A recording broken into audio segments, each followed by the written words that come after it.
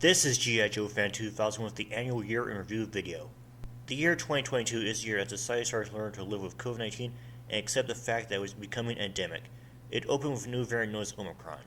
By then, the pandemic had killed over 6 million people with over 644 cases reported worldwide.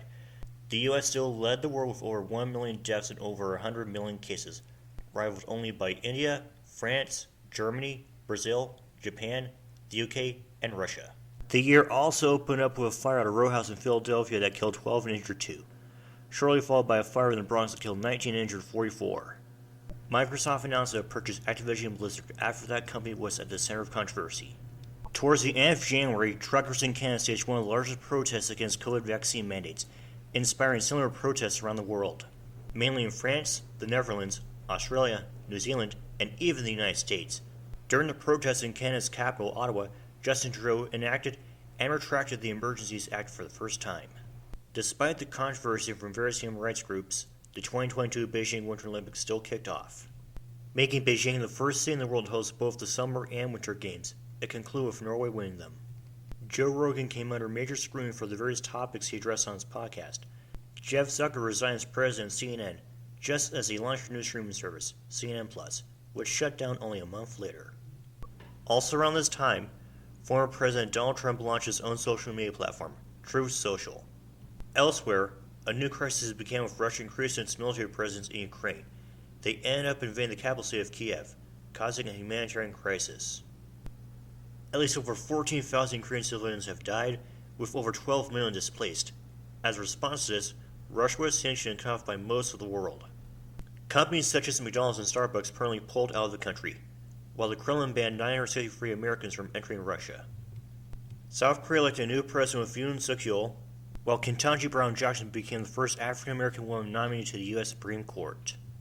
Emmanuel Macron won re-election in the French presidential election. Elon Musk announced he would buy Twitter for $44 billion and ended up buying the social media platform. While Johnny Depp went to trial with his ex-wife Amber Heard, in the end, Depp won his case.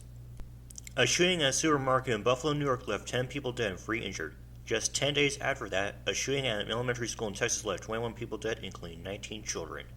Its response came under major scrutiny. Shortly afterwards, a shooting at a Tulsa hospital left 4 people dead, while a shooting in Highland Park, Illinois left 5 people dead and 19 others injured during the 4th of July parade. Not surprisingly, the gun control debate was brought back up. Elsewhere, there was an outbreak of monkeypox. Believed to have originated from people traveling back from Nigeria, so far there have been over 82,000 cases and 237 deaths reported in 111 countries. An earthquake struck Afghanistan and Pakistan and killed over 1,000 people and injured more than 6,000. While the U.S. Supreme Court overturned Roe v. Wade, shortly after internal documents about were revealed. A shooting at a nightclub in Oslo left 2 dead and 21 injured. 51 migrants were found dead in a tractor-trailer in Texas with others hospitalized. Boris Johnson announced his resignation as Prime Minister of the United Kingdom with Liz Truss as his successor. Shortly afterwards, Truss resigned, becoming the shortest-serving Prime Minister in British history, with Rishi Sunak as her successor. While in Sri Lanka, both the President and Prime Minister resigned after mass protests. During this, former Japanese Prime Minister Shinzo Abe was assassinated during a speech. R. Kelly was sentenced to 4 years in prison.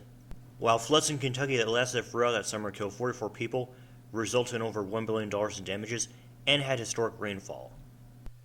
Alex Jones lost a defamation suit against Sandy Hook families and was ordered to pay over $1 billion in compensation. An American airstrike killed Ayman al-Zawahiri, the leader of al-Qaeda. Nancy Pelosi became the first high-ranking U.S. official to visit Taiwan in 25 years. The FBI conducted a raid on Trump's Mar-a-Lago property in search of classified documents.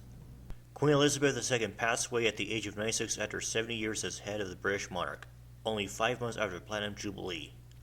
Hurricane Ian struck Florida, South Carolina, and the Caribbean, killed 107 people, and became the costliest hurricane to strike Florida in 30 years. 36 people died when an ex-police officer went on a rampage in Thailand's Nong Ba district, making it the worst mass murder in the country's recent history. Protests started in Iran after a Kurdish woman named Mahsa Amini died in police custody, and an assailant broke into Nancy Pelosi's home and attacked her husband Paul Pelosi with a hammer. A crowd crush at a Halloween festival in Seoul, South Korea left 156 people dead and 196 others injured. While Democrats kept control of the Senate in the U.S. midterms, Republicans, however, took control of the House. During this, Donald Trump announced he would seek re-election a third time, while in the midst of various lawsuits filed against him.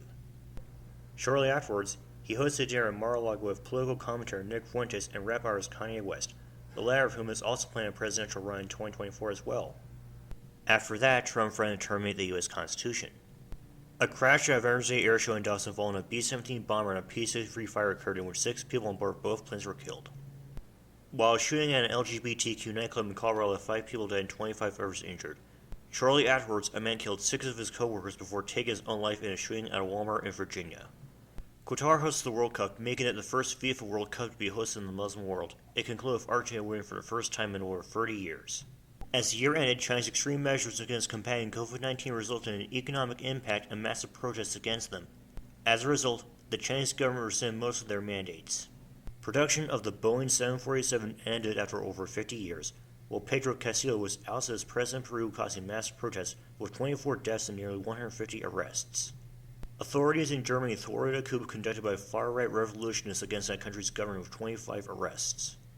While American basketball star Brittany Griner was freed from Russia in a prisoner exchange with Russian arms dealer Viktor Bout. To conclude 2022, the January 6th may recommend filing criminal charges against former U.S. President Donald Trump on a multitude of charges including obstruction of justice and conspiracy. And this concludes most of the major headlines for 2022. Stay tuned for part 2, which will concern the year's films, memes, and who we lost. And with that, this is G.I. Joe Fan 2001, wishing you guys stay safe, and I'll see you in the new year for part 2.